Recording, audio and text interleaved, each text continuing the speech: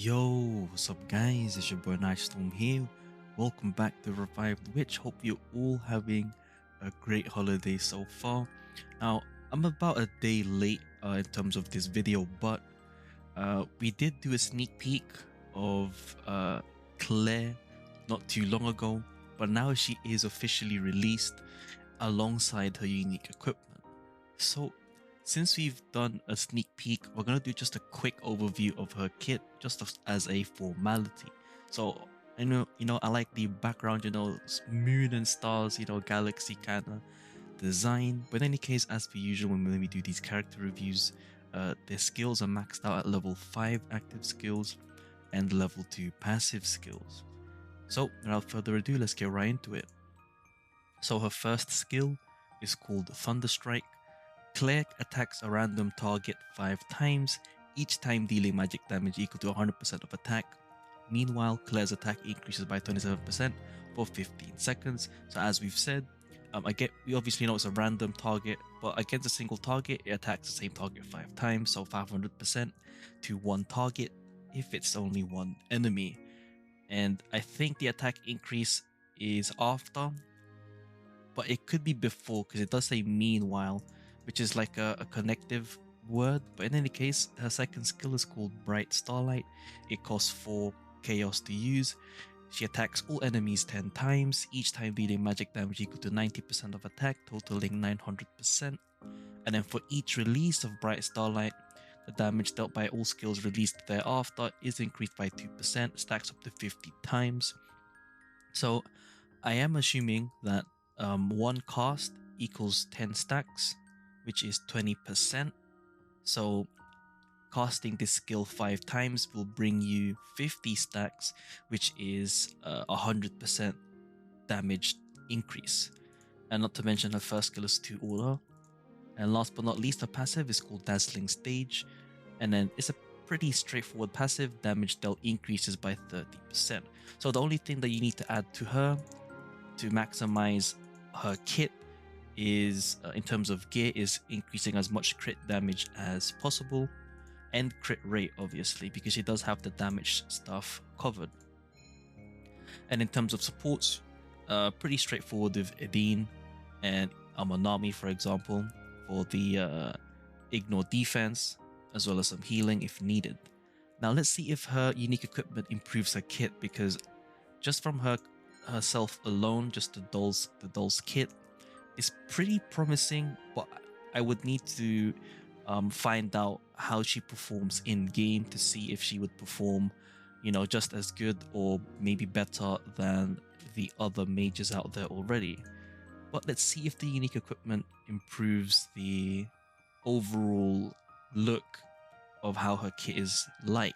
So her unique equipment is called Shiny Star. This is basically her staff that she's wearing, or I guess it's a wand. Alright, let's see what it does. Increases her own attack by 8.25% every 15 seconds, stacks up to 3 times. I mean, I was expecting something a little nicer. Now, I don't mind the self-attack increase.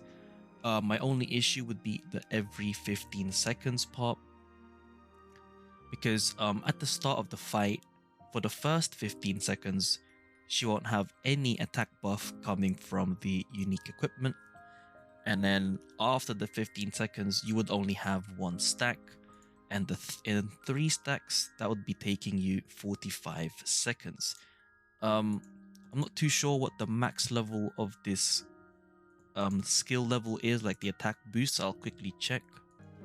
Alright, so I just checked. It's 12% at max level unique equipment. So level 51 at least to get the max skill level. And it's 12% attack increase every 15 seconds. So after 45 seconds, that attack increase is 36% in total. So I'm not going to lie to you guys, in terms of the skill, the unique equipment skill, it's a bit lackluster compared to the other dolls out there. By that I mean, let's quickly take a look. So for example, alright, the Pearl Pearl Shell. This is Shiroi's unique equipment. Look at this. Increase self-damage dealt by 11% and ignores 550 of enemies' magic defense. And this is just at level 1 unique equipment. It's in the lowest, like the base skill level. And then it becomes a damage reduction and life steal effect if her HP goes below 50%. But the only important part is the first bit. So as you can see, it's already leaps and bounds better than Claire's unique equipment. This is Shiroi's equipment. Leaps and bounds bears already better than Claire's unique equipment. So you still want to get this if you want to be able to do some damage on Claire. So, you know, unfortunately the unique equipment could have been better, but you know, what can we do, right? Now, this is where it becomes a little bit, you know, difficult because her unique equipment is not that good, but her kit itself is potentially good, right? You know, overall damage increase for free, plus another 100% after casting this skill 5 times, which is relatively, it's not too difficult to do, especially considering the mercury dolls tend to have charge skills for chaos, and so you can focus all your chaos on Claire, which would give you that extra 100% damage dealing increase to all her kit, just like that. And then her first skill is also pretty nice. For single target is 500%, as well as an extra attack increase. So overall, is she worth going for? Well, let's say for example, because at the moment, right, when the way that the mercury teams go, when it comes to magic teams, they normally do, as I've mentioned in my tier list, they mainly go with the combo of Shiroi and Goddess Dana. Now, not everyone's going to have both, and however, I'm not sure if Claire can replace one or the other, because Goddess Dana has an extra, you know, utility factor to her first skill when it comes to lowering the enemy's magic defense, but Claire does not. So it might not actually mesh well when it comes to in terms of replacing Goddess Dana or Shiroi in that comp. And then on top of that, you would want to get her unique equipment once, and then you can buy the second copy from the unique equipment shop, because she is not a limited character. So if you don't have that much pulls, you can consider saving. But if you're at the point at the moment where you don't have Shiroi and / or Goddess Dana, then Claire is definitely a good doll to go for, as she will be giving you a nice amount of damage to your mercury teams, as well as having nice AoE, which will be helpful for farming stages such as events. So I think this time, I think it's worth doing the half off multi just to end this video off, and let's see what we get.